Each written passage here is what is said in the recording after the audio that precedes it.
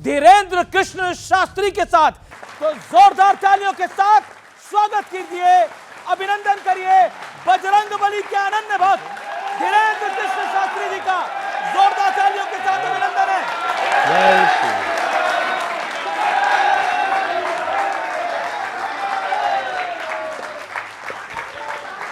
स्वागत है आपका बाबा। बहुत बहुत धन्यवाद। आप कैसे हैं? मैं ठीक हूं, आप कैसे हैं? बहुत आइए। बहुत धन्यवाद। जय श्री राम। तो बागेश्वर धाम के पीठाधीश्वर धीरेन्द्र कृष्ण शास्त्री आज हमारे इस मंच पर हैं। एक बार फिर जोरदार तालियां धीरेन्द्र कृष्ण शास्त्री जी के लिए।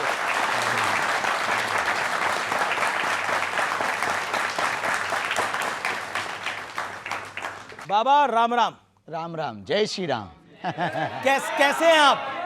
बड़े लंबे वक्त बाद आपसे ऑन कैमरा मुलाकात हो रही है। हाँ, कैसे हैं आप? बहुत कुशल बढ़िया। मंगल है? हनुमान जी की बहुत कृपा है, जी रहे हैं। भगवान जहाँ जहाँ डुलवा रहे हैं तो डोल रहे हैं। तो भगवान की तो कृपा है आप पे, और देश पे भी भगवान की कृपा होनी चाहिए। लेकिन आजकल कई विवाद भी भगवान की कृपा से बड़े फल फूल रहे हैं।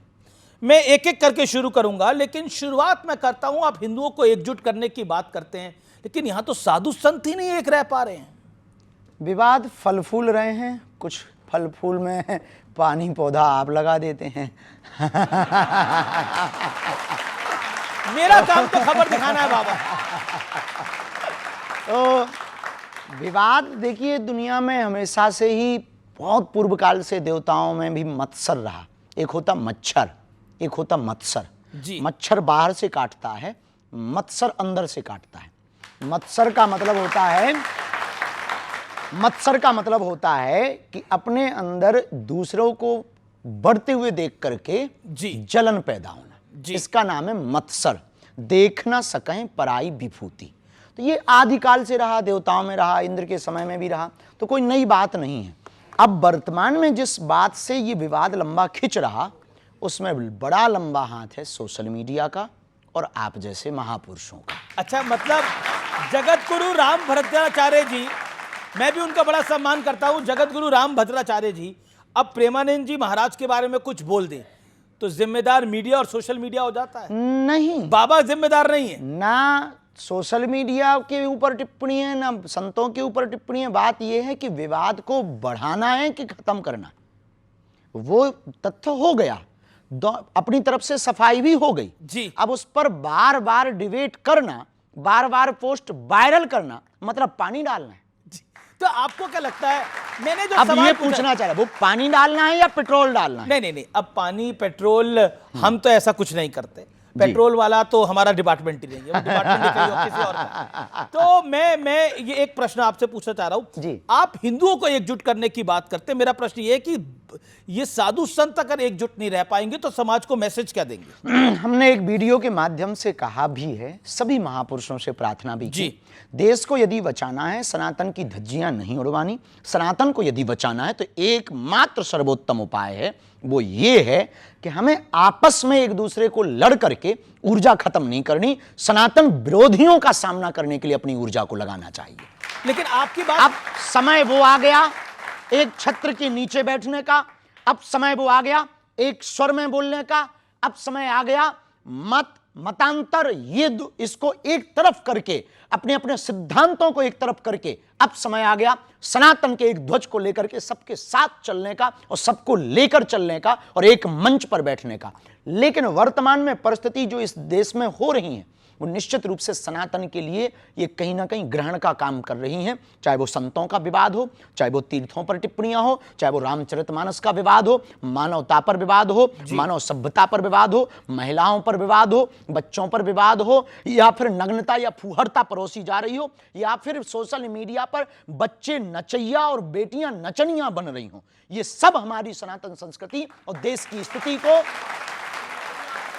बुरा ना मानना, ये देश की स्थिति को न जाने किस तरफ ले जाया जा रहा, हमारा माना कहना यही है। सभी आचार्यों से, आपकी मीडिया को, न्यूज़ 18 को सब लोग देखते हैं और हम कहेंगे कि आप हमें बोलने का मौका दें, और ये कहना चाह रहे हैं कि कृपा करके हमारी बात को अन्यथा ना लें। अब संतों से प्रार्थना है, वीडियो ना खेलें। यदि लड़नी है तो एक बंद कमरे में एक दिन बैठ लें और जो होना हो सो हो जाए। वीडियो खेल करके दूसरों को उंगली उठाने का मौका ना दिया जाए। जी, आपने एक अच्छी बात करी कि सनातन की बात करनी चाहिए, लेकिन आपकी सलाह कोई मानेगा? आपको लगता है देखिए, आपकी एडवाइस को कोई सीरियसली लेगा? अब बारिश तो होती है, कोई छाता ले या ना ले, उससे मेघों को कोई फर्क नहीं पड़ता। तो आपको बागेश्वर बाबा डर नहीं लगता? धीरेन्द्र शास्त्री जी, डर नहीं लगता? बड़े बड़े धर्माचार्य हैं, बड़े बड़े आचार्य हैं, बड़े बड़े साधु संत हैं, कहीं आपके पीछे ना पड़ जाए? कुछ तो पड़े हुए हैं। पड़ जाएंगे, हम चरण पकड़ लेंगे शंकराचार्य, और फिर इसके बाद भी वो कुछ करेंगे तो पिट लेंगे। इससे ज्यादा संतों से एक बात याद रखना, औरों से नहीं, संतों से ओनली। बाकी तो डरते तो हम किसी के बाप से नहीं हैं।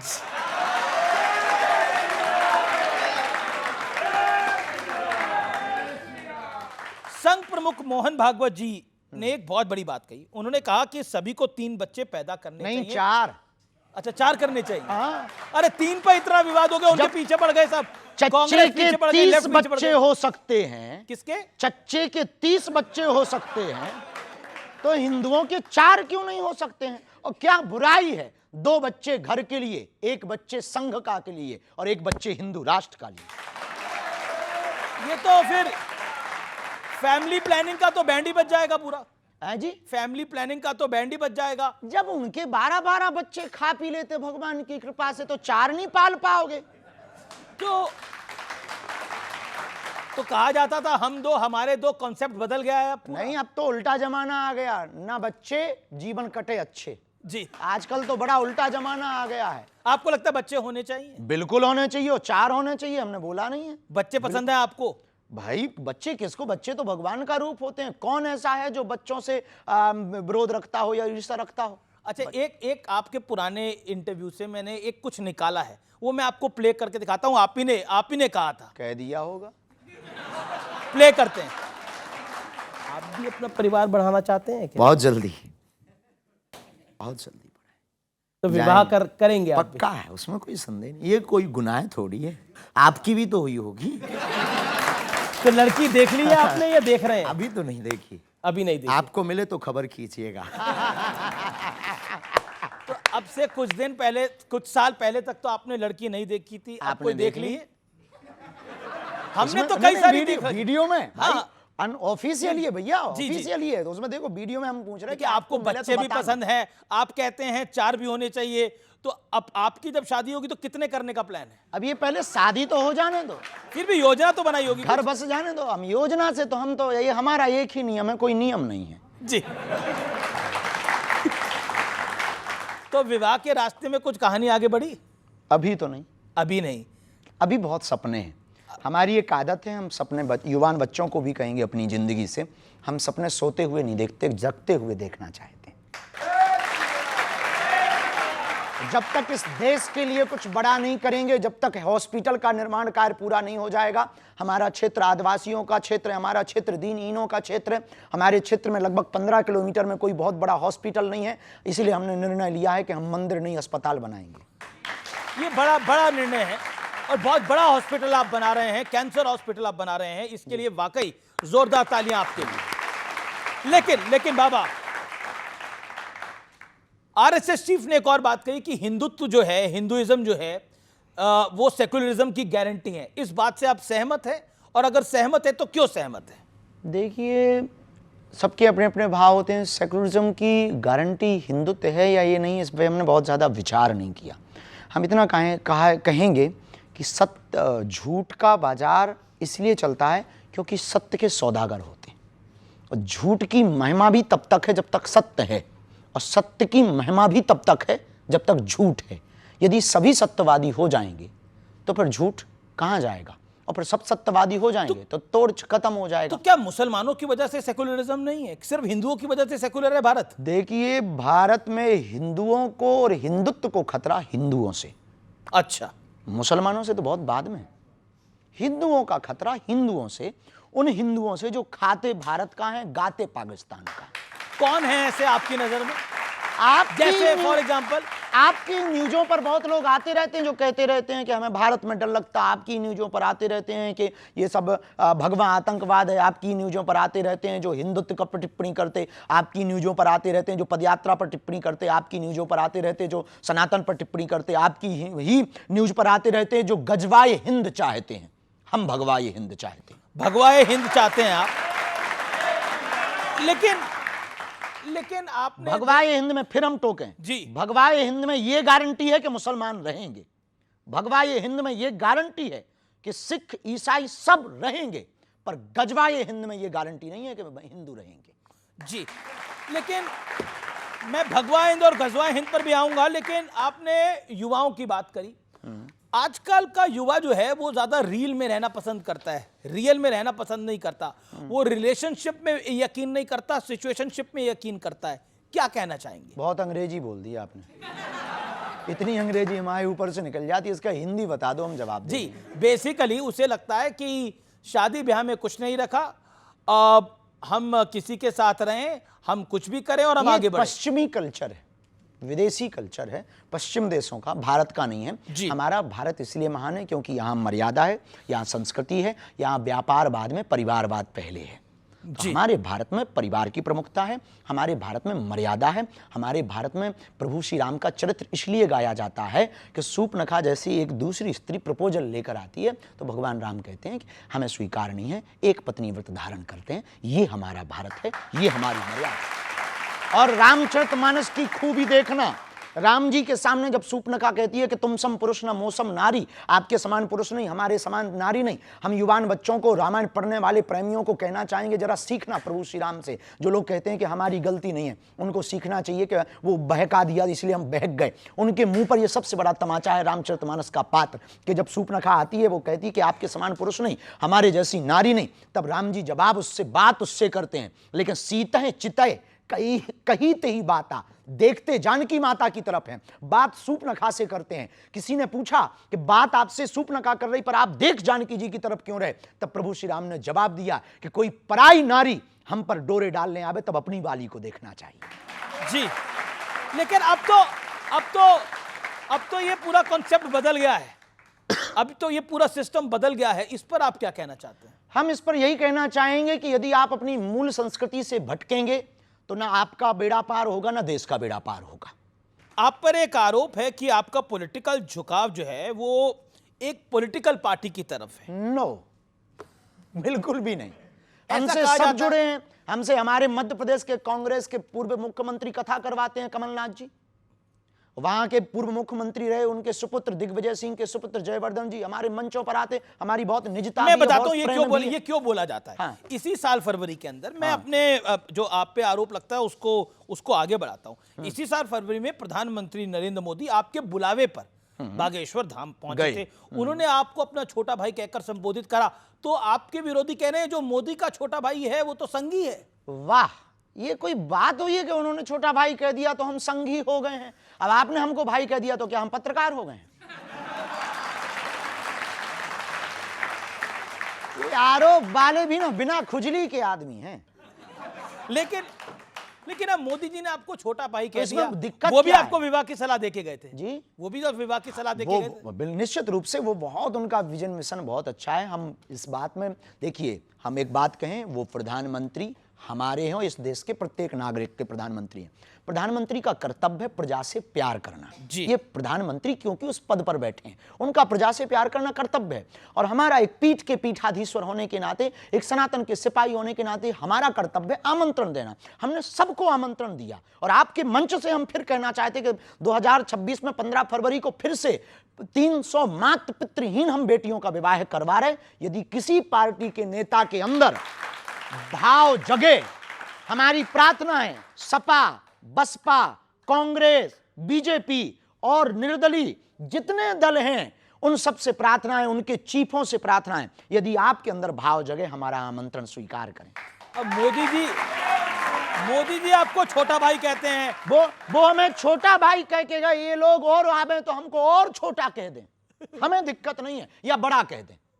हम मना नहीं करेंगे। सबके भाव है, उनका विजन मिशन बहुत अद्भुत है। इस देश में ऐसा प्रधानमंत्री आया जिसने राम की भी चर्चा की और आम आदमी की भी चर्चा की, खेल की भी चर्चा की तो रेल की भी चर्चा की। एक ऐसा प्रधानमंत्री आया जिनके सामने राम जी भी विराजमान है, कृष्ण कन्हैया भी बैठेंगे। जी चलिए, आपने कृष्ण कन्हैया की बात करी।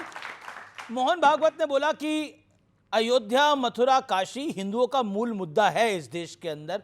आप इससे सहमत हैं? हम संभल को भी जोड़ रहे हैं, संबल को भी जोड़ रहे हैं। देखिए ऐसे समझो, बिना तर्क के थोड़ी समझना है। तुम लोग ना तुरंत ताली ठोकते हो। त्रेता में राम जी प्रकट भय, बात सही है, तो अयोध्या में राम जी बैठ गए। अब आता है दूसरा युग, कौन सा? द्वापर, तो बैठेंगे कौन? फिर आएगा कलयुग, तो संभल। तो संबल में भी तो नरेंद्र मोदी हो ही आए हैं, प्रधानमंत्री तो संबल हो ही आए हैं, कल की धाम। बहुत अच्छी बात है, तो जाने में क्या दिक्कत है? वो तो देखो प्रधानमंत्री हैं देश के, वो कहे उनके पूरे देश में, वो हर गांव जा सकते हैं, कोई बुराई तो जी। हम राजनेता थोड़ी हैं कि हम टिप्पणियां करें इस पे। हम पे तो सनातन की बात पूछो भैया। अच्छा, सनातन की बात पूछने से पहले थोड़ी राजनीतिक बात पूछ लेता हूं। अखिलेश यादव का आरोप लगाया कि धीरेन्द्र शास्त्री 50 लाख रुपए लेते हैं, वो भी अंडर द टेबल। मिले नहीं है, इंतजार है कि कोई दे के जाए। हम तो कहते ऊपर टेबल पे दे जाए, बाढ़ में गए अस्पताल में लगाएंगे, भंडारे में लगाएंगे, वैसे ही अभी हम कर्जा में हैं, कर्जा चुका लेंगे। आप तो साधु हैं, संत हैं, बाबा हैं, आप क्या करेंगे इतने पैसों का? हाँ, हम कुछ करेंगे नहीं, बेटियों का विवाह करेंगे। जब इस देश में नाचने वाले करोड़ों ले सकते हैं तो साधु दक्षिणा लेकर के। जब इस देश में विमल गुटखा का, अन्य गुटकों का प्रचार करने वाला करोड़ों ले सकता है, इस देश में सट्टा खिलवाने वाला करोड़ों ले सकता है, इस देश में अश्लीलता नग्नता फैलाने वाले सिंगर करोड़ों ले सकते हैं, तो साधु यदि 2-5 रुपया लेकर के गरीब बेटियों का घर बसवा दे, अस्पताल बनवा दे, तो बुराई नहीं है।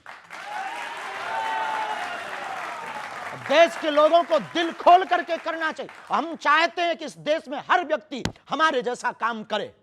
लेकिन अब देखिए, आप कहते हैं कि किसी नाचने वाली को या फिर किसी नाचने वाले को इतने पैसे मिल सकते हैं। आपको इन नाचने वालों से, एक्टर से दिक्कत है क्या? संजय दत्त तो आपके दोस्त हैं। किसी से दिक्कत नहीं, वो हमारे सब प्रिय है, हमें दिक्कत नहीं है। हमें दिक्कत है ये जो बीच में बोलने वाले खुजली वाले हैं, उनसे। तो ये जो अखिलेश यादव जी का 50 लाख वाला बयान था, ये खुजली वाला है या दूसरा है? हम कुछ कह नहीं सकते, नेताओं पर हम कोई बयान देते नहीं इस पर नेता तो आप पे देते हैं बयान। वो देते रहते हैं, चूंकि अपन तो साधु हैं, गंगा में तो सब स्नान करते हैं। अच्छा, क्योंकि आपने भगवा हिंद की बात करी, हिंदू राष्ट्र की बात करी, क्या ये सांप्रदायिक सोच नहीं है? क्या ये कट्टर सोच नहीं? वाह, गजवाए हिंद अच्छी सोच है। नहीं, उसको तो किसी ने अच्छा नहीं बोला। हाँ, तो उसी के जवाब में, काउंटर में, कि आप गजवाए हिंद मांगोगे, हम भगवाए हिंद बना देंगे। लेकिन फिर ये ध्रुवीकरण होता है इससे ना। ध्रुवीकरण वो कर रहे हैं, हम थोड़ी कर रहे हैं भाई साहब। हमें क्या लगी? अब किसी ने कहा, हमारा सीधा सा सिद्धांत है, कुछ लोग इस देश में तिरंगे में चांद देखना चाहते, हम चांद पे तिरंगा देखना चाहते। लेकिन जब आप गजवाए हिंद की बात भी कट्टर सोच है, और भगवाए हिंद कट्टर सोच नहीं है, भगवाए हिंद है वसुधैव कुटुंबकम। कैसे? ऐसे कि हम सनातनी परंपरा में किसी को मारने पर भरोसा नहीं रखते। हमने तलवारों की नोक पर कभी भी धर्मांतरण नहीं करवाया है। हमने कभी भी किसी भी बहन बेटियों के बांग्लादेश में एक घटना हुई है, जरा देख लीजिए कि कितनी कट्टरता सोच होती है कुछ लोगों के अंदर, कि कितनी मानसिकता गिरी हुई। 9 वर्ष की बच्ची के साथ में 6 महीने पहले रेप हुआ और लगभग 29 लोगों ने रेप किया। उसकी मां चिल्लाती रही चौराहे पर, लेकिन रेप हुआ। क्यों? क्योंकि वो बच्ची सिर्फ हिंदू थी। ये सोच है कुछ लोगों की। हम इस सोच के खिलाफ हैं, हम मुसलमानों के खिलाफ नहीं हैं। हम अब्दुल कलाम को भी सलूट करते हैं और रस खान के भी दोहा गाते हैं। बात आती है तो हमने कभी ये नहीं कहा कि मजा रहे, उनकी आस्था के श्रद्धा का केंद्र है। हमने कभी ये नहीं कहा कि मुसलमान इस्लाम खराब है। नहीं, सबको अपनी अपनी आस्था का पूजा करने का अधिकार है, सबको अपने ईश्वर को मनाने का अधिकार है। लेकिन आप दबाव देकर के नहीं मना सकते, आप प्रभाव देकर के नहीं मना सकते हैं। तो गजवाए हिंद है सर तन से कलम कर देना, ये सोच का। भगवाए हिंद है सबको गले लगा लेना। लेकिन विपक्षी पार्टियां विपक्षी पार्टियां तो देश का भला ही सोचती हैं, वो भी परेशान हो जाती हैं। वो कहती हैं कि ये सांप्रदायिक सोच है और साथ में वो ये भी कहती हैं ये देश तोड़ने वाली विचारधारा है। तो दोनों देखो, पहली वाली तो हम बात मान लेंगे कि देश तोड़ने वाली विचारधारा है गजवाई हिंद। भगवाई हिंद तो नहीं है, ये बात हम मानने को इसलिए तैयार नहीं है। वो भगवा हिंद को भी कहते हैं कि ये देश तोड़ने वाली विचारधारा। अब वो अपने अपने विचार हैं, क्योंकि उन्होंने पढ़ा नहीं ना जी। मेरा अगला सवाल आपसे बड़ा महत्वपूर्ण जी। है। आपको ध्यान होगा एक मालेगांव ब्लास्ट केस हुआ था और इसके तमाम आरोपियों को बरी कर दिया गया। तब हमारी उम्र मात्र 7-8 साल की थी। हमने बाद में आर्टिकल्स में पढ़ा, इंटरव्यू को देखा, बहुत सी न्यूज़ों को पढ़ा, कोशिश भर पढ़ते हैं, तथ्य होना चाहिए। उस वक्त विदेशी ताकतों ने सोच समझ करके एक ट्रेंड चढ़ाया था, थीम भगवा आतंकवाद, सोची समझी साजिश में, और पूरे देश में एक थीम वायरल हुई थी, भगवा आतंकवाद। लेकिन भगवान की बड़ी कृपा है, 19 साल बाद ना, 19 साल है, 2006, तो कितने साल हो गए? 19 साल हो गए 19 साल बाद इस देश की न्यायपालिका ने ये सिद्ध कर दिया भगवा आतंकवाद नहीं होता। पूर्व मुख्यमंत्री हैं पृथ्वीराज चौहान, वो कहते हैं कि भगवा आतंकवाद तो नहीं होता, सही बात है, लेकिन सनातनी आतंकवाद होता है। उन्होंने अभी 2025 में ये बयान दिया है। हम उन पर कोई जवाब नहीं देंगे, नेता का जवाब दें हम। फिर भी सनातन आतंकवाद पर आपका कमेंट? अभी तक कोई हमको तथ्य मिला नहीं कि सनातन आतंकवाद किसी भी, देखिए, आतंकवाद का कोई धर्म या मजहब नहीं होता। आतंकवादी एक विचारधारा है, देश के ऊपर हिंसा करके या किसी भी जगह पर हिंसा करके अपनी बातों को मनवाना या देश की मानवीय परंपरा को खत्म करना, मानवता पर आपने बोला आतंकवाद का कोई धर्म नहीं होता, कोई भी आतंकवादी हो सकता, हम मानते हैं, पर पाकिस्तान आतंकवादी है, पाकिस्तान में आतंकवादी है, ये धर्म है जी। और पहलगाम में तो धर्म पूछ कर गोली मारी गई। पहलगाम क्यों? क्योंकि वो पाकिस्तानी थे, तब तो 9 ठिकाने अपनी सेना ने ठोके। लेकिन मुनीर के बारे में आप कहना क्या चाहते हैं? कुछ भी नहीं, झिकलेट आदमी है। क्या आदमी है? झिकलेट है वो। इसका मतलब भी समझा दीजिए। इसका अर्थ नहीं बता सकते हम, गूगल करो। जिकलेट का अर्थ आपने बता सकते? उसका मतलब ये है, जिकलेट का मतलब ये है कि भाई बिच्छू का मंत्र जानते नहीं है और सांप के बिल में हाथ डाल रहा है जी। लेकिन मुनीर ने जो बात बोली, जब पहलगाम आतंकी हमले से पहले उन्होंने बोला हमारा देश अलग इसलिए हुआ क्योंकि हम में और हिंदुओं में बहुत फर्क है, हमारी पद्धति अलग है, हमारा जीवन अलग है। बिल्कुल। 1947 में आपको अलग एक जगह भी दे दी, पर हमको एक बात से आज भी हमको मन में दुख है। जब 1947 में 47 में धर्म के नाम पर जगह बांट दी, तो देश में ये बच कौन गए? बताइए, धर्म के नाम पर बंटवारा हुआ कि नहीं हुआ? फिर जब धर्म के नाम पर बंटवारा हुआ तो एक बंटवारे में कमी रह गई। क्या कमी रह गई? वो ये रह गई कि फिर बिल्कुल ही यहां से सफाया कर देना चाहिए थे वहां उनके वाले, और हमारे वाले वहां से पूरे ले आने थे यहाँ।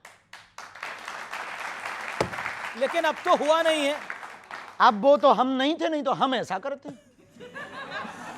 लेकिन ऑपरेशन सिंदूर को लेकर बहुत सारी बयानबाजी हुई, लेकिन अमिताभ बच्चन को तो आप जानते होंगे। नाम सुना है, हमारा परिचय नहीं है उनसे। उनकी धर्मपत्नी है जया बच्चन, उन्होंने बोला ये ऑपरेशन सिंदूर क्या नाम होता है? हम नहीं कह सकते उनकी बात पर, क्योंकि किसी की। पर आपको लगता है ऑपरेशन सिंदूर नाम गलत है? नहीं, उन्होंने देखिए सिंदूर उजाड़ा है तो सिंदूर नाम रख दिया, क्या गलत है? सठे साठ्यम समाचरित, शास्त्र कहता है जैसे को तैसा। ऑपरेशन महादेव बहुत अच्छा। अब इस पर भी सवाल खड़े होते हैं कि ये इस तरह के नाम क्यों रखे जाते हैं? अब कुछ लोगों को तो पहले पढ़ाया जाता था गा से गणेश, तो कुछ लोग कहते थे इससे सांप्रदायिकता फैलती है, तो फिर गा से गधा पढ़ाया जाने लगा। और गा से गणेश बंद हुआ, गा से गधा पढ़ाया जाने लगा, तब से हो गया खेल, गधे ही पैदा हो रहे हैं। अब सवाल मेरा सवाल ये है कि हम जैसा देखते हैं कि हिंदुत्व पर कुछ भी बोल देना बहुत आसान होता है, कोई भी अपनी मर्जी से जो मन में आता है बोल देता है, लेकिन और धर्मों में कुछ भी बोलना, उस पर फिर हम देखते हैं कि जैसे अटैक हो जाते हैं, हमले हो जाते हैं, लेकिन हिंदुत्व पे और फिर उस पर कोई एक्शन भी नहीं होता। तो इसको आप कैसे देखते हैं? ये हिंदुओं की बुजदिली पना का परिणाम है कि वो रामचरितमानस जलाते रहे, तुम चुप रहे। वो गाय काटते रहे, तुम चुप रहे। वो राम मंदिर पर 500 साल तक तुम्हें कोर्ट में घिसवाते रहे, तुम चुप रहे। वो मंदिर तोड़कर मस्जिद बनाते रहे, तुम चुप रहे। वो तुम्हारे राम के होने का सबूत मंगाते रहे, तुम चुप रहे। वो गंगा को भी कुछ और कहते रहे, तुम चुप रहे। वो दुर्गा को भी कुछ और कहते रहे, तुम चुप रहे। वो राम सेतु को भी कुछ कहते रहे, तुम चुप रहे। राम सेतु का अर्थ ही है राम सेतु, फिर भी वो राम सेतु का मतलब पूछते हैं। इसका मंतव्य हिंदू बहुत बड़ा बुजदिल है। कुंभकर्ण के बाद यदि कोई सोया है तो हिंदू सोया है। आपको क्यों लगता है कि हिंदू सोया हुआ है? क्यों यदि लगता है? हिंदू सोया ना होता तो इतने लफड़े होते? हिंदू सोया ना होता तो हमें क्या आपके साथ डिबेट करना पड़ता? हिंदू सोया ना होता तो इनकी आवाज को हमें उठाना होता? हिंदू सोया ना होता तो क्या हमें पदयात्राएं करनी होती? हिंदू सोया ना होता तो क्या हमें धर्म विरोधियों से लड़ना पड़ता? हिंदू सोया ना होता तो क्या हमारी रामायण को जलाया जाता? हिंदू सोया ना होता तो क्या हमारी आस्था के प्रतीक तीर्थ राम मंदिर, कृष्ण मंदिर या संबल में मंदिरों को तोड़ करके दूसरे मजहब के आस्था के केंद्र बनाए जाते? हिंदू सोया ना होता तो क्या हमारे राम को काल्पनिक कहा जाता? हिंदू सोया ना होता तो क्या द्रौपदी के ऊपर परिहास किया जाता? हिंदू सोया ना होता तो क्या हमारे प्रभु श्री राम के बारे में अनर्गल टिप्पणियां की जाती? हिंदू सोया ना होता तो क्या इस देश में गाय कटने के वूचड़ खाने होते? हिंदू सोया ना होता तो क्या यमुना गंदी होती? हिंदू सोया ना होता तो क्या गंगा गंदी ना होती? हिंदू सोया ना होता तो क्या हमारे तीर्थों पर ब्लास्ट होते? कि हिंदू सोया है। लेकिन ऐसा माना जा रहा है कि अब मोदी के शासन में आने के बाद बीते 11 साल में हिंदू में एक चेतना हुई है, राम का मंदिर भी बना। निश्चित रूप से राम मंदिर बनने के बाद और सनातनी परंपरा के लोग आने के बाद लोगों को बल मिला है। लेकिन एक अकेले प्रधानमंत्री नरेंद्र मोदी, एक अकेले बागेश्वर बाबा, एक अकेले शंकराचार्य, एक अकेले बाबा जगतगुरु रामभद्राचार्य, एक अकेले स्वामी बाबा प्रेमानंद या युवान, इन लोगों से देश का उद्धार केवल अकेले से नहीं होना है। प्रत्येक व्यक्ति को सनातन का फाइटर सिपाही बनना पड़ेगा। एक प्रश्न मेरा पूरी जनता की तरफ से, इस देश के युवा से बाबा बागेश्वर को क्या उम्मीदें हैं? संस्कार और संस्कृति और सनातन और भारत के संवर्धन की उम्मीद है। ये आपको उम्मीद है। चलिए कुछ और प्रश्न है, सवाल ले लेते हैं। हाथ खड़ा करें जो सवाल पूछना चाहते हैं। गुरुजी, ये मैं पूछना चाहता हूँ कि बाबा जी की पर्ची बड़ी या प्रेमानंद जी महाराज की भक्ति? जी, बाबा जी की पर्ची बड़ी या प्रेमानंद जी महाराज जी की भक्ति बड़ी है? ये आप जो है भारत पाकिस्तान का नक्शा तुम बाबाओं को लड़वाने आए हो क्या? तूने ठेका ही ले रखा है महात्माओं को लड़वाने का कि कौन बढ़िया है? ये बता, तू बढ़िया है या तेरे पिताजी बढ़िया है? अब बता, हैं? तो बस दोनों सही है। आपकी नजर में प्रेम क्या है, प्यार क्या है, लव क्या है? देखिए, अब लव का हमें पता नहीं, प्रेम का पता है। आजकल लव के बहुत से अर्थ हैं। प्रेम का मतलब है समर्पित हो जाना। प्रेम का मतलब है, बिंदु जी की एक बहुत अच्छी लाइनें थी, मैं अगर देखूं तो देखूं मगर तुम ना मुझको देखना, तुमने अगर देखा तो फिर मगरूर हो जाऊंगा मैं अगर चाहूं तो चाहूं मगर तुम ना मुझको चाहना, तुमने अगर चाहा तो फिर प्रेमी नहीं मजदूर हो जाऊंगा मैं। लेकिन राधा और मीरा के प्रेम में, प्यार में, इश्क में और आज की जनरेशन की इसके मोहब्बत तो नाम में, ही मत लीजिए, नहीं, तो आज प्रेम की, ही नाम लो, बहुत बेहतर तो है। आज शब्द की दे। जनरेशन की मोहब्बत में क्या फर्क है? जी, आज की जनरेशन की मोहब्बत वो में क्या फर्क है? शाश्वत प्रेम है, पवित्र प्रेम है, और आज का प्रेम वासना का प्रेम है। आज का प्रेम है भोग का प्रेम। आज का प्रेम है सिर्फ शारीरिक सुख का प्रेम। आज का प्रेम है क्षणिक में बदलने का प्रेम। आज का प्रेम सिर्फ बिस्तर तक रह गया है। बुरा मत मानना, आपकी टीवी पर ऐसी बात बोलेंगे कई लोगों को लगेगा बाबा बहुत विचित्र बात बोल रहा। बिस्तर पर ले जाने वाले तुम्हें बहुत लोग मिलेंगे, मंजिल पर ले जाने वाला कोई मिलेगा। तो आप राधा और मीरा के प्रेम को आज के प्रेम से नहीं तोल सकते, क्योंकि आज का प्रेम वासना का है। मीरा और राधा का प्रेम उपासना का था, और मीरा और राधा ने सिर्फ कृष्ण से प्रेम किया, और आजकल के बेटा और बेटी तो भगवान ही बचाएं। एक सवाल बाबा सोशल मीडिया पे आया है, और सोशल मीडिया पे ये सवाल आया कि बाबा की गठरी में होता क्या है? ओह, हाँ, वो नहीं दिखा सकते जी। उसमें बता तो दिखा नहीं सकते, बता तो सकते हैं। 2 विग्रह पुराने हनुमान जी के हैं, एक अभी मिले, एक दादाजी के समय का है। हनुमान जी का विग्रह है, वाईफाई है यानी मुगदर है, और मालाएं हैं, बस यही है, और कुछ नहीं है। और कुछ कई लोग कुछ भी संभाल लिए, कोई लेके नहीं जा रहा आपकी गठरी। क्या लेके जाएंगे, उसमें लेने देने वाला कुछ, बाबा की गठरी लेके घर लेके जाएंगे, 2 दिन बाद धर जाएंगे, बड़ा लफड़ा है। जी चलिए मैं बढ़ता हूं आगे। और हाल ही में आप लंदन में थे और हाउस ऑफ कॉमन्स में आपने हनुमान चालीसा का पाठ पढ़ दिया और ये देखना जब वो बेहद, हमारे मैं आपको देश- बताऊं, ये देखना बेहद सुखद था कि जिन्होंने हमें गुलाम बनाया उनके वहां आपने बजरंगबली का पाठ कर दिया।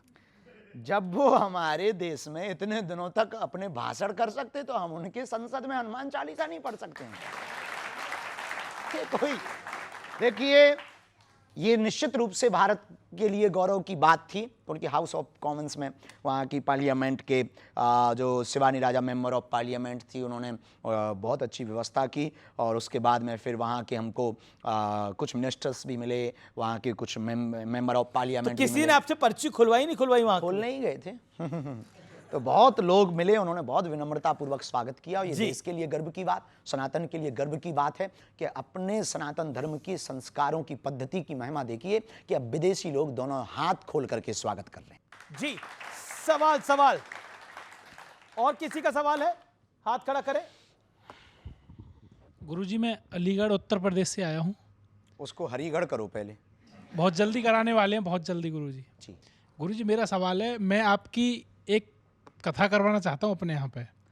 हमारा ध्येय है कि पहले हरिगढ़ हो जाने दो, फिर हम कथा कर देंगे। पहले हरिगढ़ होगा फिर कथा करेंगे। तो गुरुजी मेरी कथा करना होता स्वीकार करो, फिर मेरी कथा करना होता स्वीकार करो। फिर स्वीकार है, तुम हमारे हरिगढ़ का जो न्योता बजट है स्वीकार पूरा संभाल लूंगा, कोई दिक्कत नहीं, चाहे टेबल के ऊपर वाला हो चाहे नीचे वाला हो, दोनों का संभाल लूंगा। तू बदनाम काहे को कर रहा है? बेफिजूली में आग लगा रहा है। ना टेबल का नीचे वाला चाहिए ना ऊपर वाला चाहिए। हॉस्पिटल के लिए जितनी श्रद्धा हो बेटा दे देना, हम कथा कर देंगे तेरी।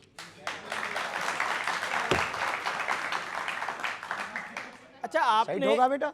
गुरुजी, हिंदू क्यों धर्म परिवर्तन करता है और कुल कोशिश करता है हिंदू को ही धर्म परिवर्तन कराने की? हिंदू बड़ा इस सवाल में मैं भी जोड़ देता हूं कि ऐसा क्यों बार बार आरोप लगता है कि हिंदुओं का ही धर्म परिवर्तन होता है? क्योंकि हिंदुओं में अमीर अमीर होते जा रहे हैं, गरीब गरीब होते जा रहे हैं, इसलिए हिंदू धर्मांतर। हिंदुओं की आबादी ज्यादा है, 80%। लेकिन देखिए मुसलमानों पे आरोप लगता है कि वो हिंदुओं को कन्वर्ट करने की कोशिश कर रहे हैं, ईसाइयों पे आरोप लगता है वो हिंदुओं को कन्वर्ट करने की कोशिश कर रहे हैं। कोशिश नहीं, बहुत विजुअल है, पकड़े जा रहे हैं। कोशिश नहीं, कर ही दिए हैं, वीडियो पकड़े गए हैं, न्यूज़ें बड़ी हैं। बिल्कुल हाँ। नहीं पर मेरा सवाल कुछ और है। मेरा सवाल ये है कि हिंदू का ही, जो उनका सवाल है, हिंदू का ही धर्म परिवर्तन क्यों होता है? क्योंकि हिंदू इतना बुजदिल है कि उसको अपने देवता में चमत्कार नहीं दिखाई देता, लेकिन फूफा वालों में चमत्कार दिखाई देता है। जो करंट लगाते हैं। हाँ, वो ऐसे रूमाल फू। अरे भाई बागेश्वर आजा, देख ले लाइव कैसे चमीटा मारे जाते हैं। अब ये डोनाल्ड ट्रंप को क्या टेंशन है आपकी राय के अंदर? हमारा पड़ोसी तो नहीं है, दूर है डोनाल्ड काफी। ट्रंप तो भरोसा ही नहीं है उसका। मतलब एक बार हमें अपने गांव की लाइट का भरोसा है कि वो रात को आएगी, उसका भरोसा नहीं कि वो बयान क्या। लेकिन आजकल टैरिफ चिल्ला रहे हैं। आजकल टैरिफ वो चला रहे हैं। नोबेल पुरस्कार पाने की चक्कर में कुछ भी कर रहा है, बुरे बाल वाले भाई साहब। तो उनका बहुत ज्यादा। कौन से वाले भाई साहब? नहीं कोई नहीं, वो तो निकल गया है। कभी अमेरिका जाना पड़े आफत हो जाएगी।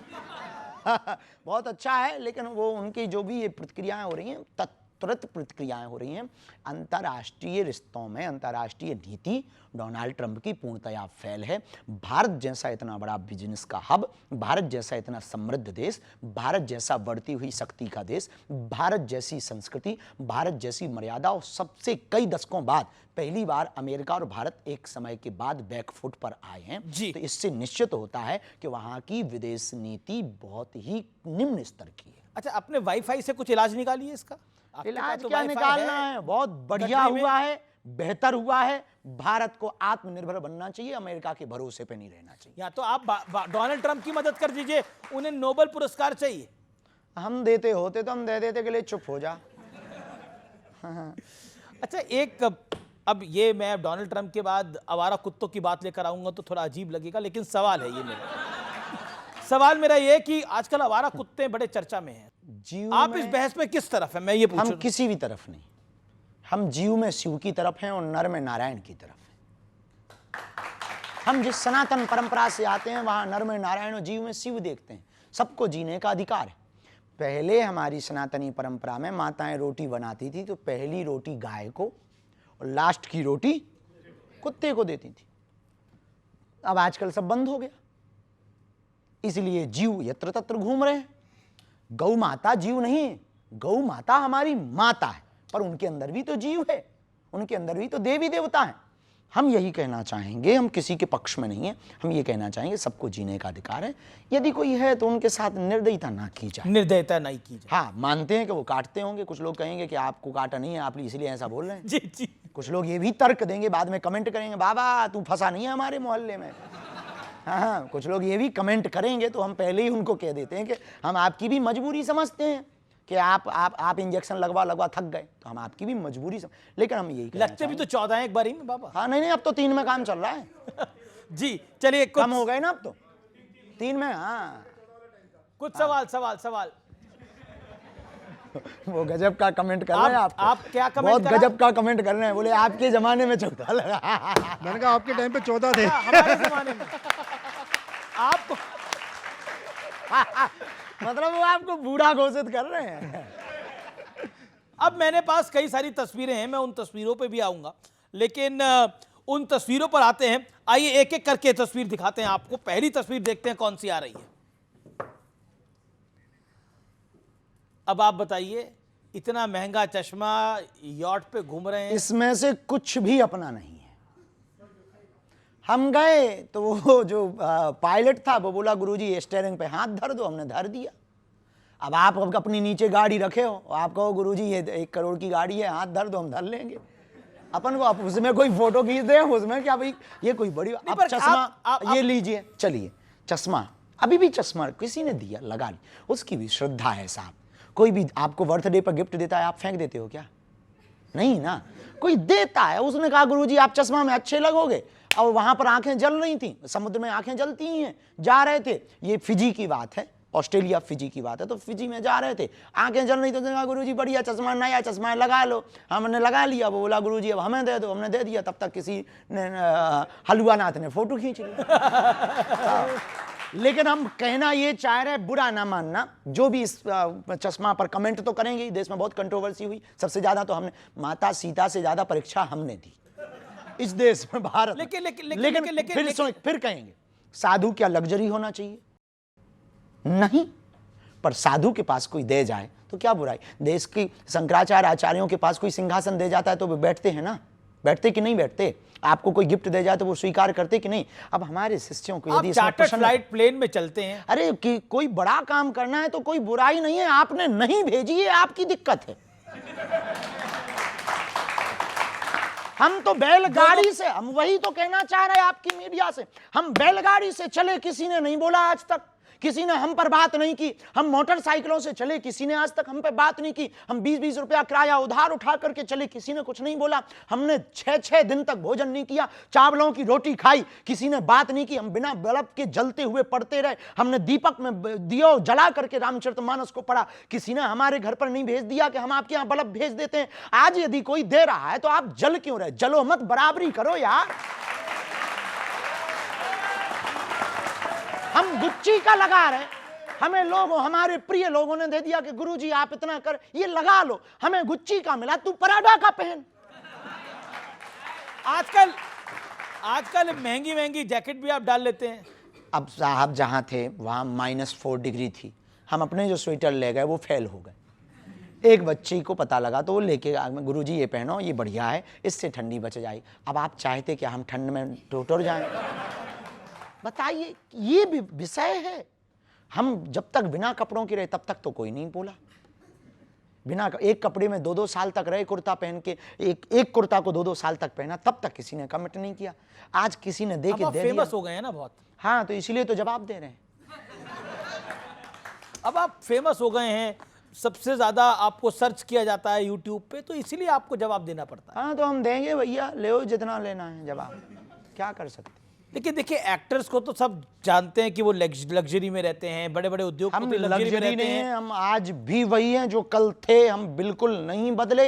हाँ, समय रहते विज्ञान का सदुपयोग करते हैं। कोई कार्य बड़ा करना है तो गति से पहुंचने के लिए, देश में सनातन की प्रगति के लिए कोई भी गति प्रयोग करनी पड़ती, करते हैं, पर कभी भी कुछ ऐसा नहीं करते कि चार्टर्ड प्लेन भी इसी का हिस्सा है जी। चार्टर्ड प्लेन भी, अरे हम तो भैया बड़ी कमर्शियल हवाई जहाज पे भी गए करोड़ों की, चार्टर्ड प्लेन कौन अपना है कि अपने बाप का है?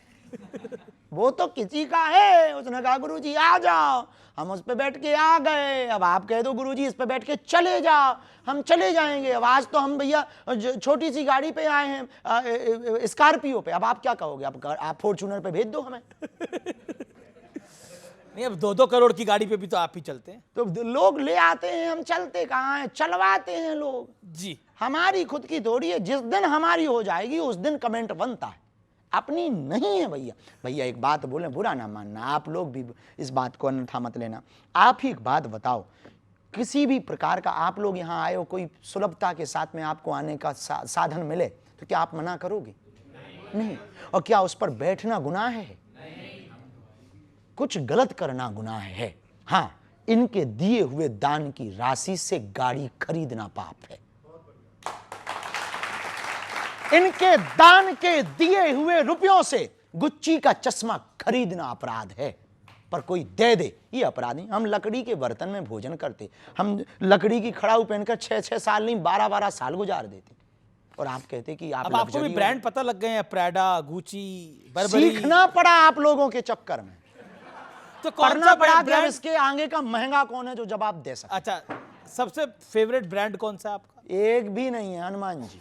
हनुमान जी। चलिए अगली तस्वीर देखते हैं क्या आ रही है। अगली तस्वीर क्या आ रही है देखते हैं।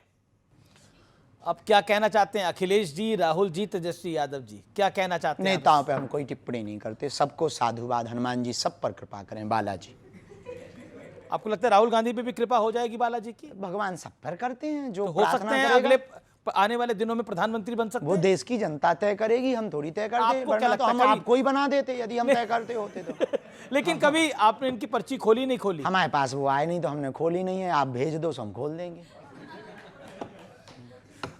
अखिलेश यादव की पर्ची खोलेंगे नहीं खोलेंगे? भैया कोई आ जाए, हमें क्या दिक्कत है? हमें तो अर्जी लगानी, हम लगा देंगे, बिल्कुल खोल देंगे पर्ची। आप आज कहे तो हम आज खोल देंगे, आप हर जाएं वो। अब आपके कहने पे थोड़ी खोलेंगे। चलिए अगली तस्वीर या वीडियो देखते हैं कौन सा आ रहा है।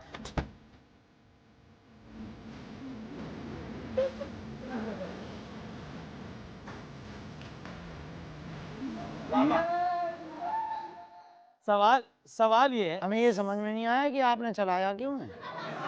ये देखा नहीं आपने तेजस्वी यादव है वो डांस कर रहे हैं जो? अच्छा, आपको तेजस्वी यादव ही नहीं दिखे? नहीं हमको मतलब हम ये लड़कों को देख रहे थे, हमें लगा उनके- नहीं, हमको लगा कोई गलत रील चालू हो गई है। नहीं। तो क्या कहना चाहते हैं आप डांस के नेताओं बारे पे में? हमको डांस ठीक कर रहे हैं? हमें पता नहीं है भैया, ये डांसर ही कोई बता सकता है। हम नृत्य में हमारा कोई लेना देना। अगली तस्वीर देख लेते हैं कौन सी आ रही है। Donald Trump. अब इस पे तो कुछ बोलना पड़ेगा। बढ़िया है, वो भूरे बालों वाला।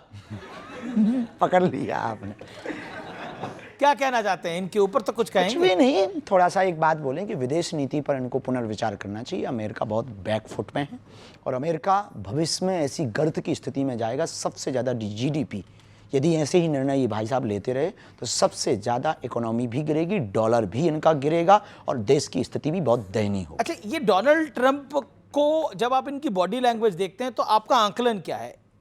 आपका आंकलन क्या है? वो हमको गंभीरता नजर नहीं आती जो एक सुपर पावर देश के अंदर गंभीरता देश नायक में होनी चाहिए। देखिए, गाड़ी यदि बेहतर हो पर चालक बेहतर ना हो तो एक्सीडेंट होगा भाई साहब। तो आपको लगता है चालक खराब है?